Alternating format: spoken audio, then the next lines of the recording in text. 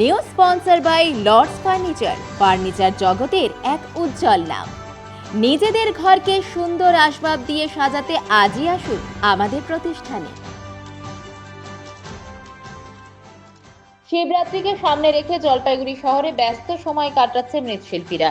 কেউ করছেন মাটির শেষ প্রলেপ লাগানোর কাজ, তো কেউ আবার ব্যস্ত প্রতিমার গায়ে রঙের শেষ কাজ করতে। কে কত ভালো প্রতিমা তৈরি করে পুজো উদ্যোক্তা এবং ভক্তদের হৃদয় ছুঁতে পারেন, তারই প্রতিযোগিতা চলছে শহরের পালপাড়ায়। কিন্তু প্রশ্ন হলো, দুর্গা প্রতিমা, কালী প্রতিমা বানানোর ক্ষেত্রে ব্যস্ততার কথা থাকলেও শিব প্রতিমা নিয়ে ব্যস্ততা? হ্যাঁ, শহরের মৃৎশিল্পীরা বলছেন, আগে শহরের বিভিন্ন শিব মন্দিরে শিবলিঙ্গকেই পুজো দিতেন সকলে, কিন্তু দিন প্রতিদিন মূর্তি গড়ে পুজো দেওয়ার চল বেড়েছে শহরে। তাই প্রতিষ্ঠিত মন্দির ছাড়াও কোনো পাড়ার কিছুজন মিলে মূর্তি তৈরি করিয়ে দুদিনের প্যান্ডেল করে পুজোর ব্যবস্থা করছেন। আবার কোনো ক্ষেত্রে কোনো গাছের তলায়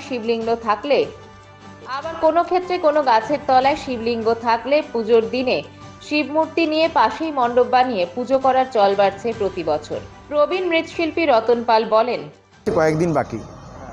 হ্যাঁ, চলটা আগের থেকে একটু বেড়ে গেছে, কেননা আগে তো ওই শিবলিঙ্গেই পূজা টুজা হতো, মূর্তি খুব কম হতো।